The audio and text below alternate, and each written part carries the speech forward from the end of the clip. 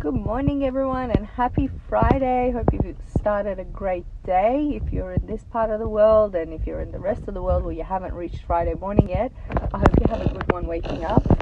I just wanted to address an issue today, something that came up for me last week.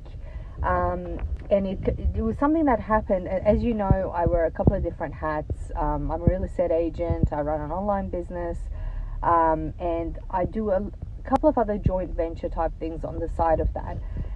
And in one of these situations, something came up for me that kind of reminded me of the importance of nutting some things out before you start any form of business or joint venture or any kind of partnership in a business sense.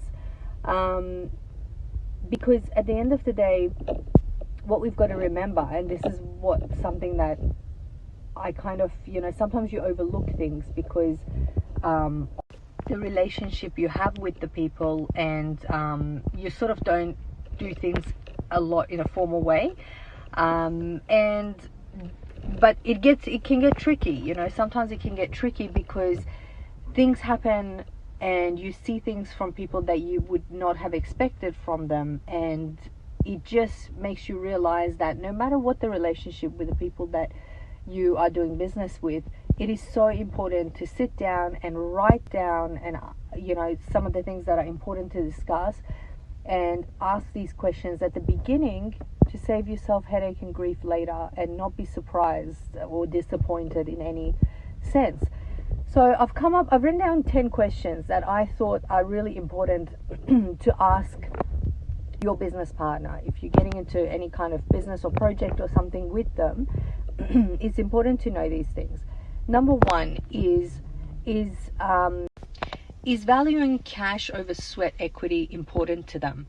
Because in a lot of situations, you will have someone who's invested the money and the other person's doing the hard work, and each think that their contribution is more important than the other one. And when it comes to dividing profits or situations like that, it can get a little bit tricky if the other person thinks that they've had more input into the business.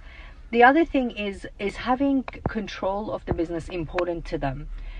Who's going to have control? What's that all going to look like? Depending on the size of your business and the venture that you're doing, who's going to have that control? Because down the line, when it comes to decision making, that could end up being a problem.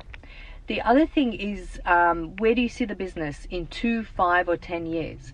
Because your visions need to be aligned. If you've got two completely different visions for the business, things could go pear-shaped real quick down the track.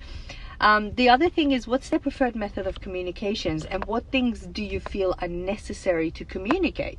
In this instance, I expected communication much earlier than what this information was communicated to me. So you need to know you need to tell them what your expectation is, and you need to know what their expectation is. What's their preferred communication? Text, phone call, Zoom, how do they want to be informed, and what things do they need to be informed about? How is it all going to pan out? Some things you can't just sort of fluke and go ahead and assume things about a situation, because in this instance, I wasn't informed about something that was clearly very important for me to be informed about, and obviously the other party didn't feel that this was time sensitive, so they waited until I chased them up for this information, and that's when I was told about it. The other thing is, what's the company structure going to be like? What's a fair structure? And determine and put a dollar value to that, because going back to the cash or sweat equity, you might find down the lines that your values are not adding up, and if you were in that similar situation, you would have done something completely different, or you would have offered something to the other party that may not be in your best interest, but you do it to keep that relationship and to show that you had good faith in that instance. So you have to just get everything in writing from the beginning, because don't wait for something to come up to then have to deal with it. The next one is roles. Who's going to have what role in that business structure, and what are they going to be held accountable for, and what are you going to be held accountable for? That is really, really important to know. What are the partnership goals? What's it going to be in 1 month's time, 3 months' time, 6 months' time, 1 year, 2 year, 10 year? What is the partnership going to have the same dynamic, or are things going to change down the track? How are the profits going to be split? That is so, so important to know. And how are the expenses going to be split? Both are equally important. Credit card. Who's going to organize the credit card? Who's going to handle and be responsible for all that? And the last thing is marketing expense. And this, of course, does not exhaust the list. It was just 10 of the most important basic things that need to be discussed right at the beginning. So marketing, what's your marketing plan, and how is the spend going to be? And if things are working out better than you expect, you might have one partner going, well, we don't need to spend this much on the marketing because we're getting the result we want and even beyond that. Whereas the other one's like, no, we had this planned, we need to deliver that because the results could be way beyond this as well. So we need to still pay that same marketing and do that same plan that we had. So this is all really important to discuss. Rightly or wrongly, people have different values. We can't expect everyone to have the same values as us. You know, for me, the relationships I keep with people, and you know, how I deal with people and what I do in the moment is far more important to me than one contract or one deal. Because when you keep a good relationship with people, there's going to be phenomenal amount of success that comes from that down the track when you can work together really well.